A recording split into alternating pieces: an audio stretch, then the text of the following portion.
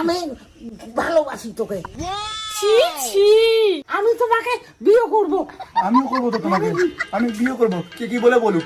ছি ছি ছি, এটা কি ফালতু? আমি এখনই বাড়ি থেকে বেরো যাবো। শোনা প্রাণ করছি, প্রাণ এইসব নিয়ে প্রায়, হ্যাঁ? আমি এই দুনিয়াতে আর বাঁচবো না, আমি এখনই বিষ খেয়ে মরবো আমি। ওই কাজ করো না। আরে প্রাণ করলাম তো।